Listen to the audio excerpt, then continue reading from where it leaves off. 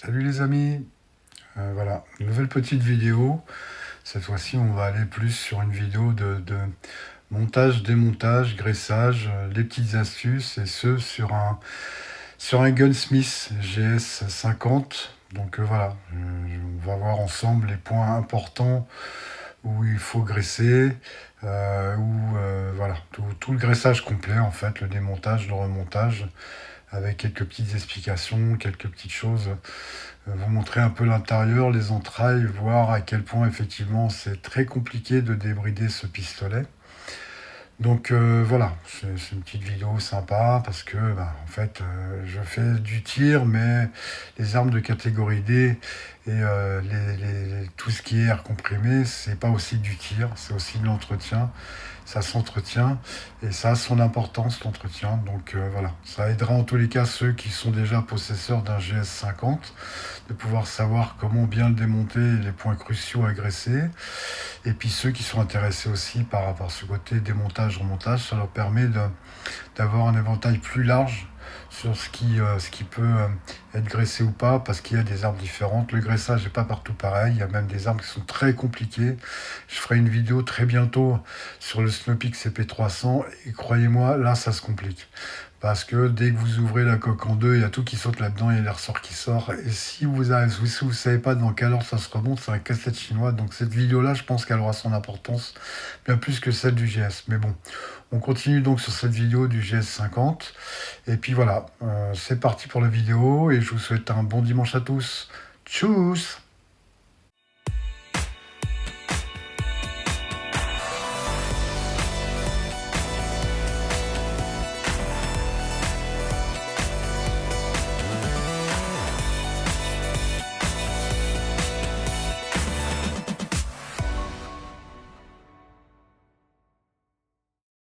Salut les amis. Aujourd'hui, on va faire une petite vidéo du démontage, graissage complet et remontage du GS50 Gunsmith. Donc voilà, je pense que ça peut intéresser certains détenteurs de ce pistolet. Donc comme d'habitude, toujours des petites vidéos qui peuvent intéresser certaines personnes. Donc pour tout ça, il va vous falloir un chiffon H2O, un bloc clé Allen comme ça, un petit tournevis fin, une bombe de gel silicone, un tournevis plat et de la graisse blanche. Donc voilà, on va déjà commencer par ouvrir le pistolet.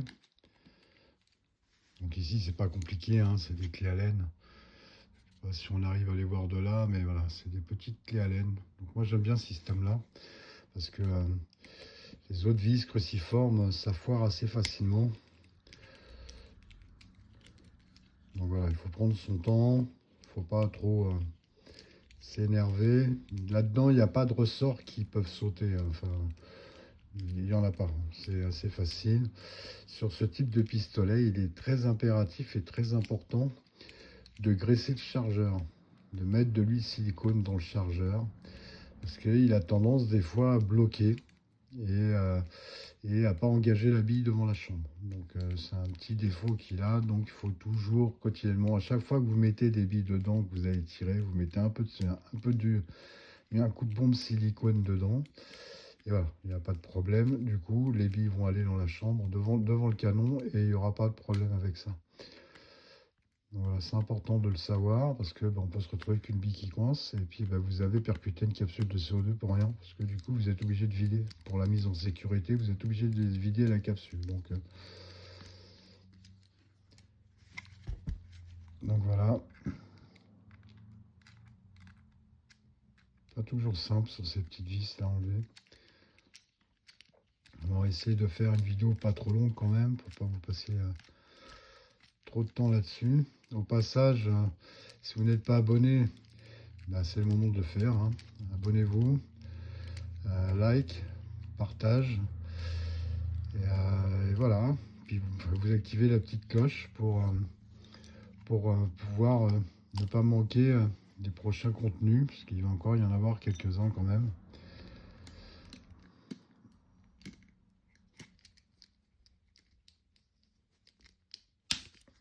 C'est pareil, lors du remontage, ces vis-là, faut pas les serrer comme un bois, hein. C'est des petits fitages en plastique à l'intérieur, donc bon, il est solide comme ça quand il est monté, mais après, il y a des petites choses à savoir qui peuvent le fragiliser. Donc, prenez votre temps pour ces vis-là, mettez-les bien de côté, ne pas perdre une vis. Voilà, c'est minutieux, mais ça se fait relativement assez bien dans l'ensemble. De toute façon, là-dessus, il y a 5 vis, hein. Donc, c'est relativement assez rapide à démonter dans l'ensemble.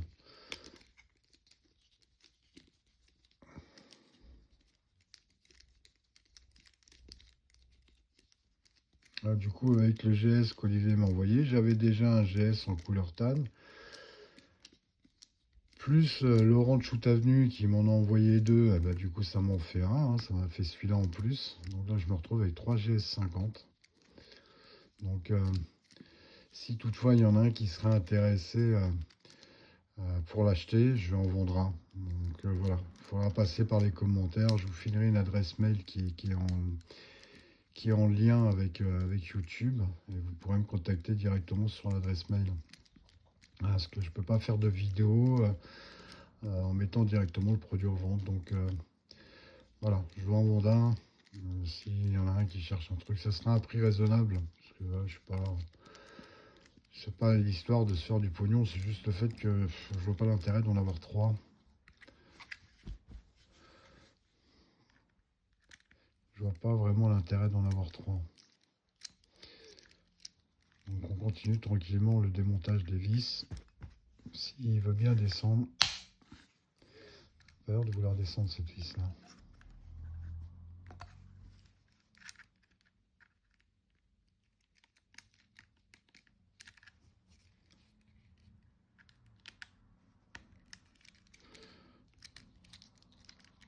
À la limite, c'est peut-être ça le plus long, c'est de virer les vis.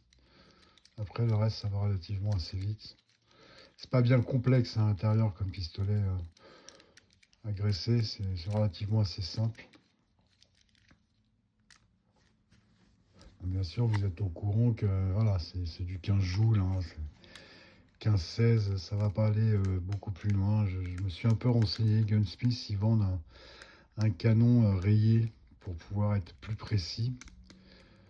Donc c'est ce que j'ai vu sur Nature Abeille, ils vendent un canon qui, vous savez, comme les armes à feu. Il y a des stries dedans, il y a une spirale dedans, ce qui permet à la bille de tourner un peu sur elle-même quand elle sort du canon et ça donne un peu plus de précision. Ils disent qu'il y a un petit gain de puissance, parce qu'effectivement le canon sort un peu du pistolet, donc c'est pas improbable qu'il y ait un petit gain de puissance. Sur la Abeille, c'est pas vendu très cher, c'est 12 balles. Donc avec le frais de port, ça va être dans les 13-14 balles.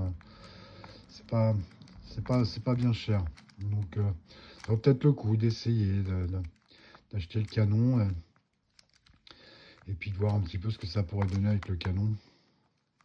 Bon, je pense qu'on gagnera un joule 5, donc on sera peut-être à 16,5, 17, mais voilà, ça sera compliqué d'aller plus loin que 17 avec celui-là. Donc bien que 17, c'est déjà quand même assez impactant, hein, sur un calibre 50. Ça peut faire très mal quand même. Mais bon, forcément, quand vous avez goûté un Biman, un Pistel, un Trubuster Gen 2 et bientôt un BP68, ouais, enfin bon, c'est beaucoup moins. Ouais, moi, ça m'éclate moins personnellement. C'est comme si ceux qui m'ont envoyé en commentaire, qui vont commander le Pistel, une fois qu'ils auront goûté le Pistel, ils n'auront pas envie de.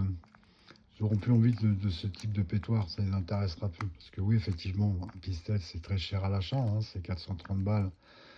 Comme ça, dans la boîte, avec aucune option, aucun canon, aucune rallonge. Moi, mon Pistel complet, avec tout ce que j'ai mis dessus, tout ce que j'ai fait dessus, il y en a pour 1000 euros. On va chercher, c'est ça, c'est 1000 euros. Mais bon, il n'y a pas que le Pistel qui est cher, hein. Tout ce que j'ai fait sur mon TC68, hein, le fusil mitrailleur TC68, c'est pareil, hein. J'en ai pour 1000 balles.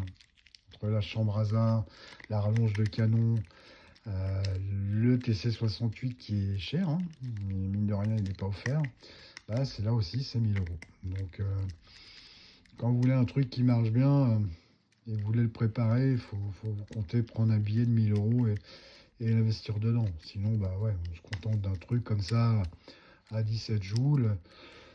Ah, ça peut être sympa hein, quand même ce pistolet pour dégommer des cibles, pour s'entraîner au tir, voilà, pour diverses petites choses comme ça. Moi je le trouve assez précis. Le tir avec, il est quand même assez précis à 10 mètres.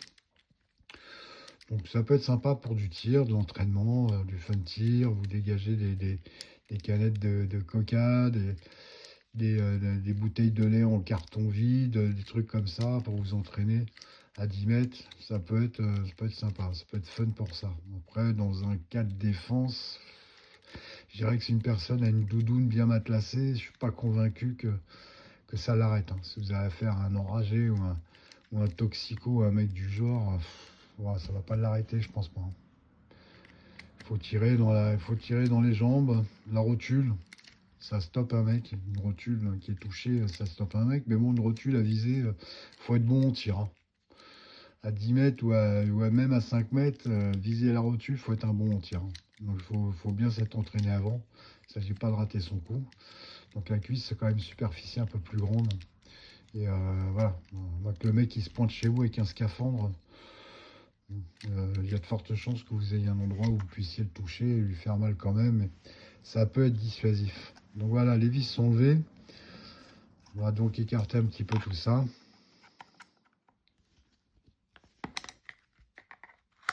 Ça se sépare assez bien. Voilà, on fait tout le tour du pétard.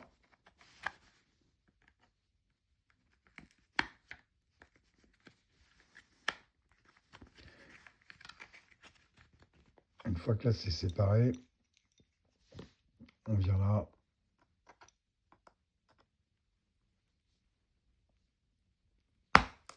Voilà. On vient là. Et encore après, si je ne me trompe pas, on vient là.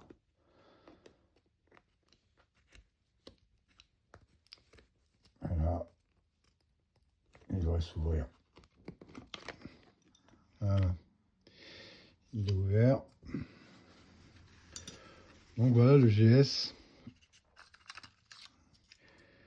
Alors ce chargeur, surtout, n'hésitez pas à mettre du silicone dedans. Donc je vais le faire en direct. Faut pas avoir peur d'en mettre parce qu'en fait, la bille des fois elle monte pas.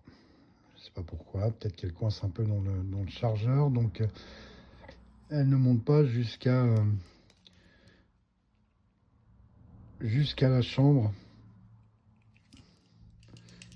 Donc, vous n'hésitez pas à mettre du silicone dedans.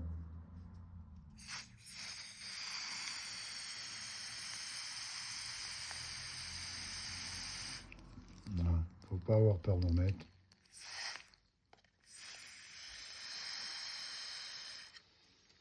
Ça donnera aussi un avantage, c'est que les billes elles vont être un peu huilées, donc elles partiront un peu mieux dans le canon. Donc voilà, ça c'est la première phase, c'est tout de suite le chargeur on le fait. Voilà. Ensuite c'est assez simple à défaire, vous enlevez le canon, c'est un petit canon en aluminium, et là vous enlevez là. Voilà, c'est assez simple. Donc on ressort, vous en avez un. Est-ce qu'il est toujours là d'ailleurs le ressort? Je ne vois pas bien là. J'en ai un là. Voilà, vous avez un ressort ici, un ressort ici et le grand dessous pour la détente. Donc faites attention à ne pas le perdre, que ça saute pas. Si ça saute, vous allez appuyer sur la détente un peu de travers. Hein. Les deux ressorts de chaque côté permettent d'équilibrer la détente, la gâchette. Donc voilà. Au passage, le cran de sûreté, on graisse un peu aussi. Et tout cet endroit-là, vous n'hésitez pas à le graisser. Il faut bien graisser dans ce mécanisme-là.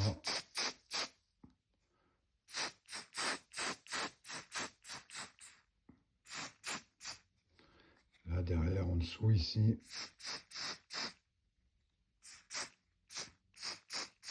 Ici, il y a des ressorts.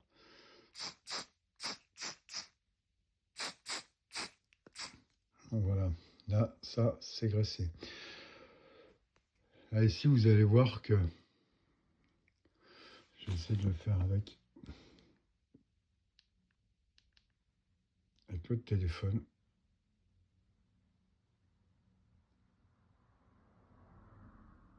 Vous allez voir qu'ici, c'est grand ouvert. Donc, il n'y a pas possibilité d'agrandir la chambre. Ici, c'est grand ouvert. Donc, il n'y a pas de réducteur là-dessus. Donc, là-dessus, de ce côté-là, il n'y a pas grand-chose à faire. Donc, maintenant, on va passer à la face de la chambre. Donc, vous ouvrez le chat comme ça, vous le maintenez avec votre pouce. Et là, vous avez la capsule qui se dévisse avec un tournevis plat. C'est un petit peu comme sur le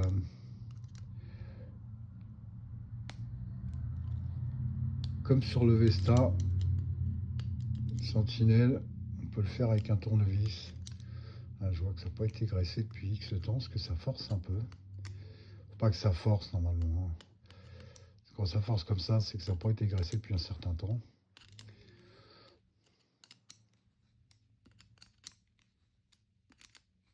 Donc faites attention, parce qu'il y a un ressort quand même, donc à un moment donné, il faut le garder en tension. Voilà.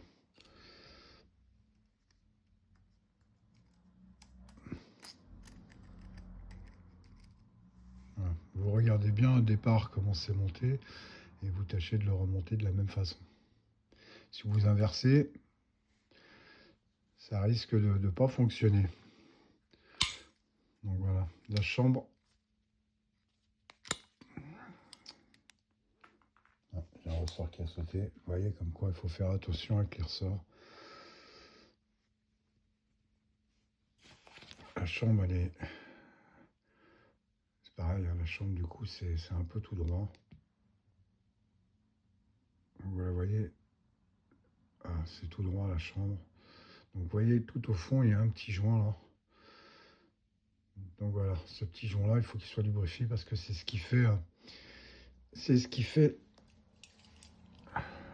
que l'air ne s'échappe pas. Donc toujours la même chose, un petit coup de bombe là-dedans. Voilà, pour bien lubrifier le joint. Voilà, ça c'est fait.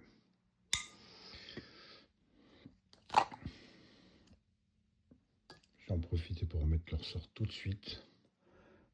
Ça, ce sera fait. C'est celui-là qui a sauté. Lui, il vient là.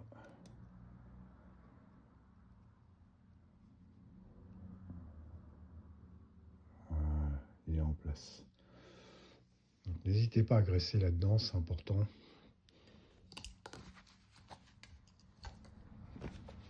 S'essuie un peu les doigts. Donc voilà, donc vous les mettez comme ça en ordre, comme ça vous êtes sûr que vous ne vous trompez pas. Voilà. Ça, vous voyez, c'est la chambre de décompression. Donc vous voyez qu'on ne peut pas faire grand chose, il y a 4 trous. C'est à peu près le même système que sur les Glock en 43. Si vous démontez un Glock en 43 à l'arrière, c'est à peu près la même chose. Donc c'est ces 4 petits trous là. Quand le percuteur frappe dessus, quand le chien à l'arrière, le marteau tape dessus, ça libère très rapidement les gaz. Donc voilà, et ça sort par ce tube. Donc voilà, ce tube là il est quand même bien foutu parce qu'il est très lisse. Mais on va quand même s'arranger de façon à ce qu'il ne soit pas... Il ne faut pas hésiter, il faut le graisser celui-là aussi.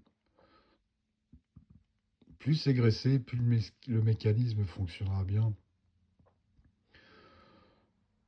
Donc voilà, exclusivement ici. Hein. Pas, vous en mettez pas ici, parce que là, comme je vous ai déjà expliqué, vous allez faire des grumeaux. C'est tout ce que vous allez gagner à faire des grumeaux.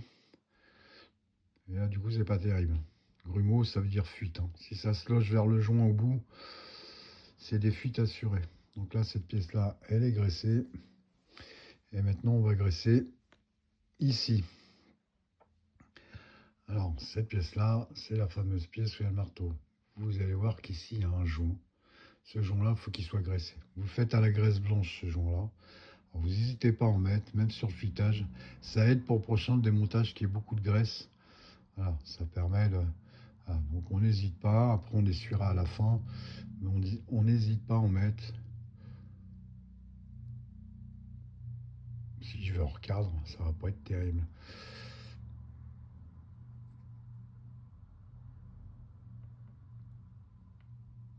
En fait, ça c'est un joint fixe, hein, il n'y a pas d'action. Donc la graisse que vous mettez là va durer très longtemps, hein. Après, il faut quand même graisser toutes les 10 capsules. Toutes les 10 capsules, vous refaites un graissage.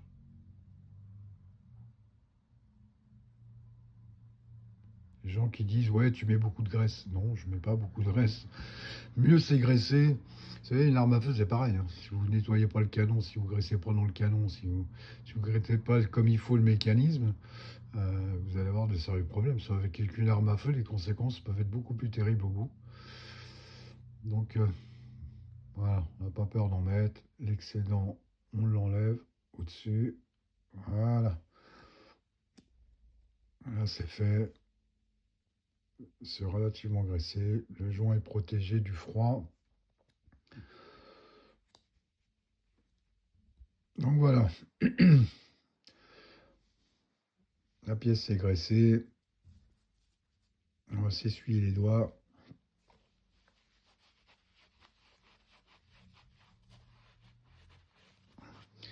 Pour la remise en place, c'est assez simple. On met ça ici. On met ça ici.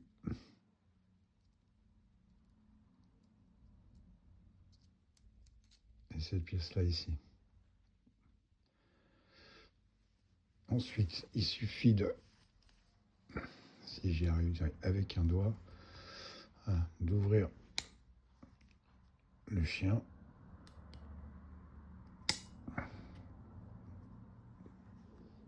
Et de remettre comme ça. Et là, il n'y a plus qu'à serrer.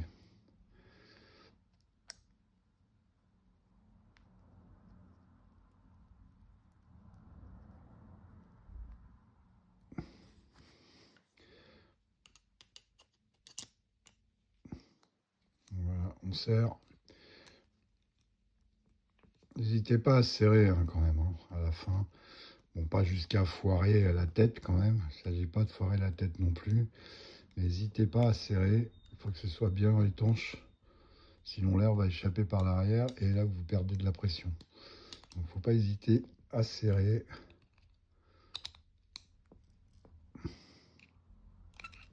À un moment donné, vous allez bien voir que vous n'arrivez plus à serrer. Donc à partir de là,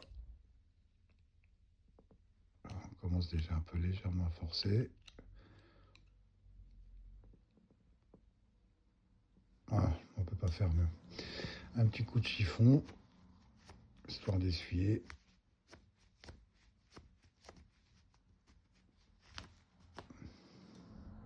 Potentiellement, on peut mettre un petit coup de bombe silicone à l'arrière.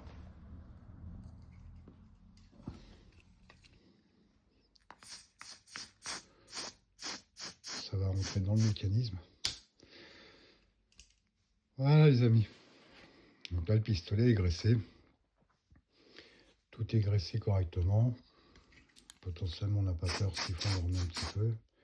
Du fait que j'ai sauté le ressort, j'ai un peu tripoté. On peut remettre là. Voilà, bon, on peut passer maintenant au remontage. Donc le remontage, ça va être assez simple.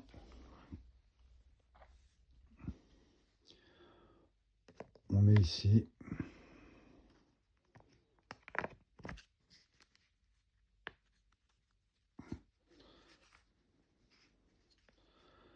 Voilà, il s'emboîte. Et on remet le canon. Vous voyez qu'ici, il y a une jonction. C'est ce qui permet de tenir le canon, ces petites pattes en ferraille, là, ces deux petites sorties. avec bien le sens de la flèche. Voilà, le canon est remonté. On vérifie ce mécanisme-là.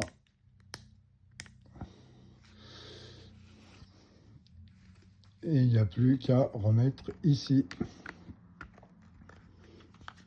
Donc là, on clipse. On vérifie tout bien, tout est bien OK. Il n'y a plus qu'à remettre les vis. Alors, vous voyez que le graissage, c'est relativement assez rapide. On perd pas trop de temps avec ça. Et ça, vous le faites toutes les 10 capsules à peu près. Si vous faites ça, la fiabilité de l'arme va être augmentée forcément. La fiabilité, la résistance, les joints tiennent plus longtemps, donc forcément. Parce que quand souvent je parle des armes qui sont très solides et très fiables, comme le Biman ou le Pistel, il faut savoir que j'ai réussi à garder tous les joints d'origine, même après 800 tirs, parce que je graisse, parce que toutes les 10 capsules, je mets de la graisse dedans. Donc automatiquement, il est certain que votre pétard il va tenir beaucoup plus longtemps en faisant ça. Si vous n'êtes pas très assidu dans l'entretien de l'arme, vous allez finir par avoir un joint, parce qu'en fait c'est des joints en silicone qu'il y a dedans, hein. Donc si vous graissez pas, si vous mettez pas de la graisse et tout ça, à un moment donné, comme le CO2 c'est froid, ça durcit le joint et le joint il pète. Donc j'ai cherché voir ce qu'il y avait comme joint sur ce GS50 et c'est pas évident à trouver, hein. Il faut prendre les dimensions du joint en question et il faut aller chez Mister O-Ring EU et donner les dimensions, l'épaisseur du joint, le diamètre du joint et combien il est en diamètre avec l'épaisseur et là soit ils l'ont en stock ou sinon ils vous le fabriquent, ils vous le font. Donc bon, c'est pas si cher que ça, c'est 1 euro, un truc comme ça, un joint chez Mister O-Ring. Et vous avez la possibilité de le prendre soit en short, vous avez short A, B, C. Le mieux, c'est voilà, de prendre du joint en polyuréthane en short A, en Duro 90. Là, vous êtes tranquille pour je sais pas combien de tirs avec ça, parce que le polyuréthane, c'est beaucoup plus costaud. Et en short A, en Duro 90, ça résiste plus aux fortes pressions. Ça résiste plus aux températures basses extrêmes et aux températures hautes extrêmes. Donc, si vous utilisez ce type de joint, forcément, vous allez avoir votre pétoire qui va durer un petit peu plus longtemps que la moyenne.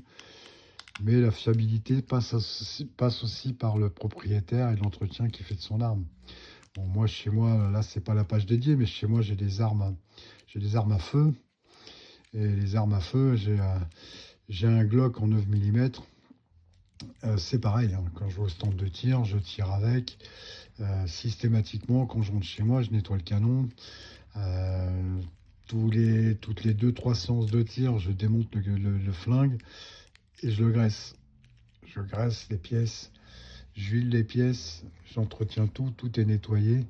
Ça, c'est sur une arme à feu, par contre, là, c'est quasiment obligatoire. Parce que la conséquence, c'est pas vous avez cassé l'arme, mais le pétard, il peut vous péter à la tronche, quoi. Donc là, ça rigole plus, hein. Une arme à feu, c'est complètement différent.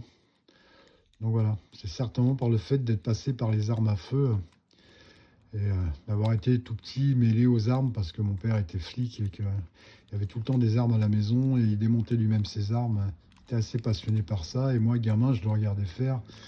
Et voilà, j'étais un peu pris de sa passion. Donc 14 ans, j'ai 59 ans, donc vous imaginez, ça fait combien de temps que je tripote des armes, hein. Les armes à air comprimé, je connais quand même depuis un bout de temps, parce que ça date pas d'il y a 1 an ou 2, hein. Donc voilà, on refait un petit contrôle vite fait sur toutes les vis. Ne serrez pas trop, vous le serrez à fond et vous le mettez un petit quart léger, même pas, hein. Un dernier petit coup et voilà. On vérifie que la gâchette fonctionne, que tout fonctionne. On remet son petit chargeur dans le sens ça vers le haut, c'est là que les billes montent dans le canon. Et voilà les amis, je vais le nettoyer à part avec le chiffon. Voilà, c'est vite fait, c'est une petite vidéo comme d'habitude d'une 30aine de minutes. Et avec ça, vous avez une petite pétoire qui va continuer à tourner correctement, qui ne devrait pas avoir trop de problèmes. Et vous pourrez continuer vos tirs sans problème. Voilà les amis, c'était une petite vidéo de démontage, remontage, graissage. Je vous souhaite à tous un bon dimanche et je vous dis à très bientôt. Tchuss!